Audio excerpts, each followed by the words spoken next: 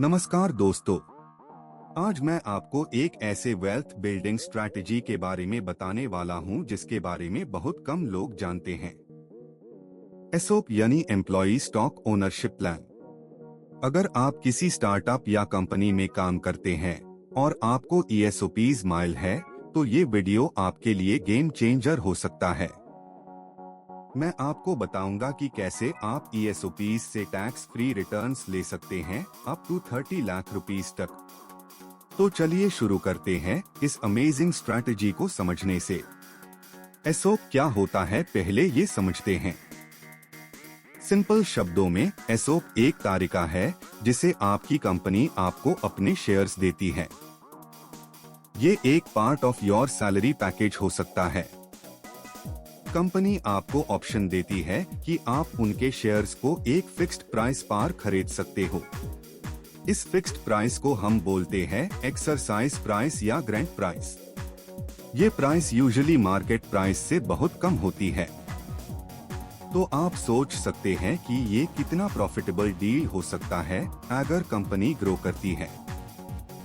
अब चलिए समझते हैं एसओपी की पूरी जर्नी को।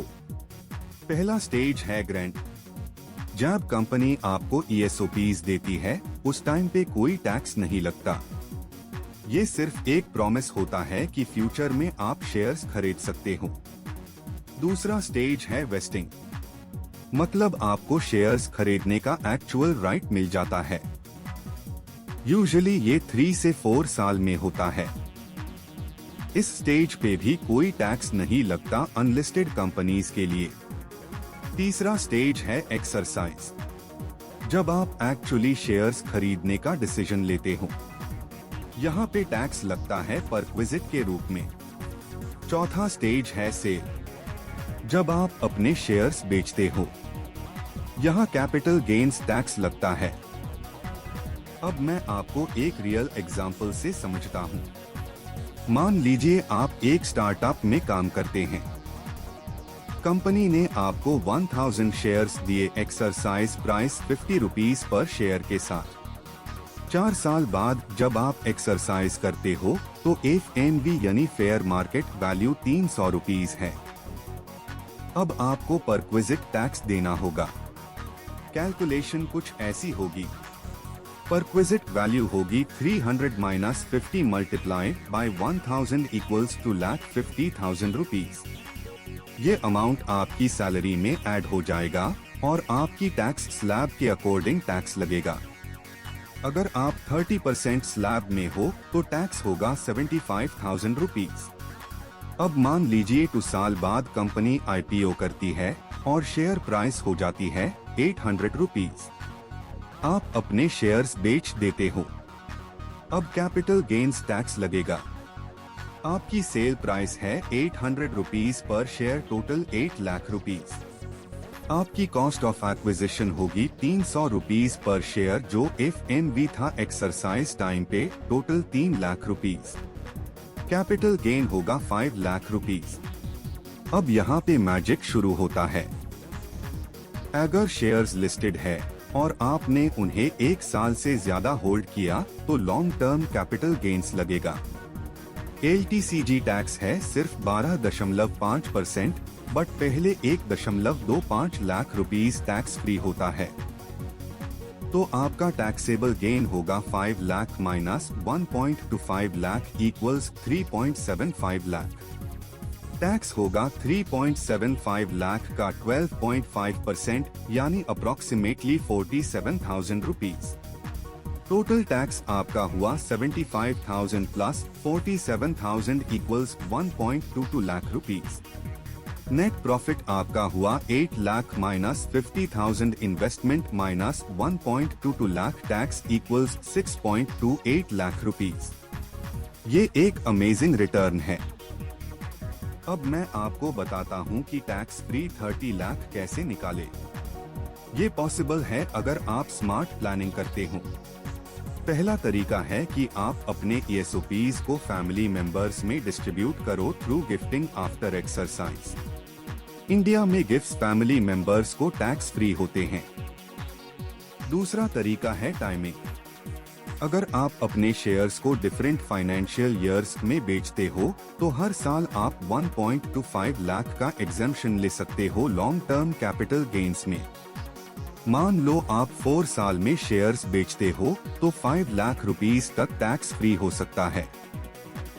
तीसरा तरीका है सेक्शन 54F यूज करना।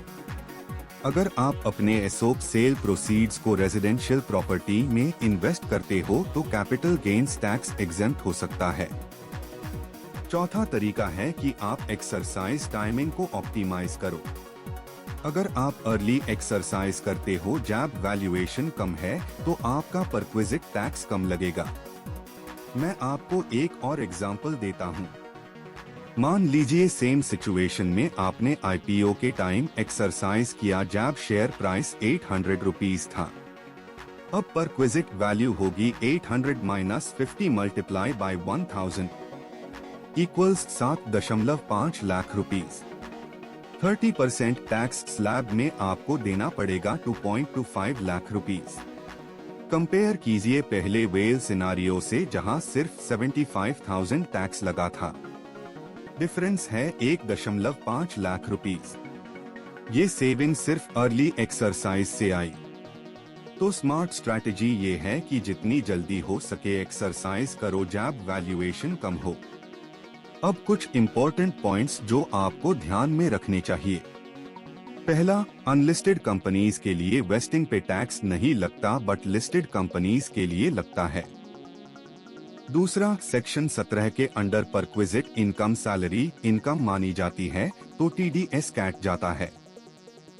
तीसरा, अगर कंपनी का वैल्यूएशन बहुत ज्यादा हो गया है तो एक्सरसाइज करना फाइनेंशियली मुश्किल हो सकता है क्योंकि टैक्स इमीडिएटली देना पड़ता है।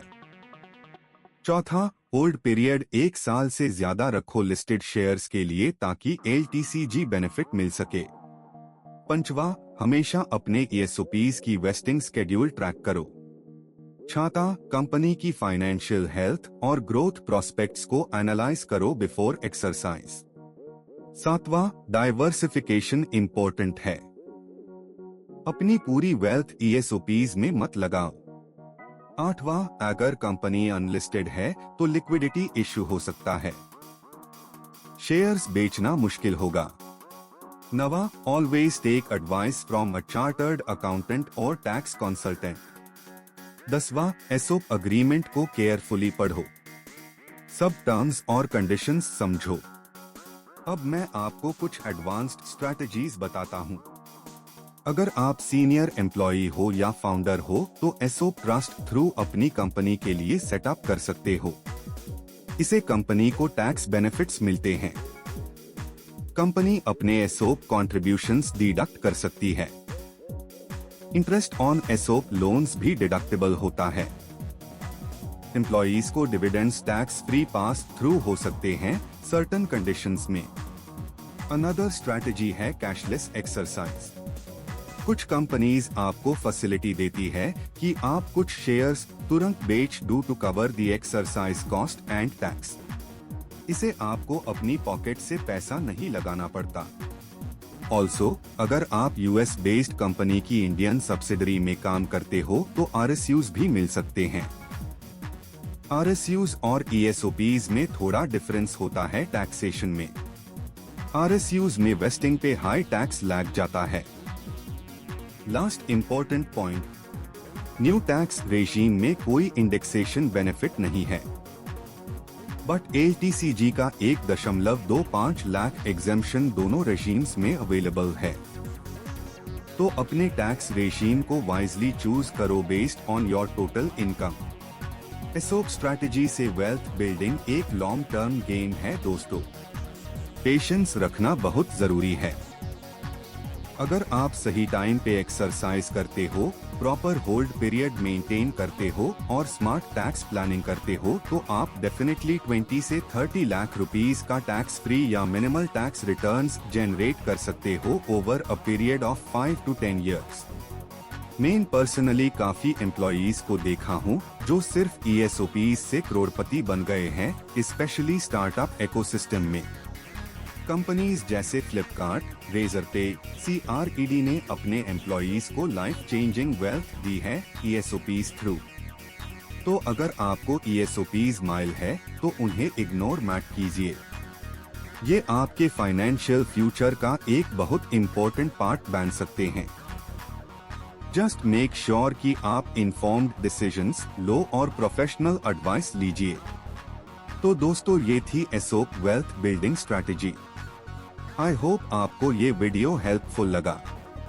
अगर लगा तो प्लीज लाइक कीजिए, शेयर कीजिए और चैनल को सब्सक्राइब कर लीजिए।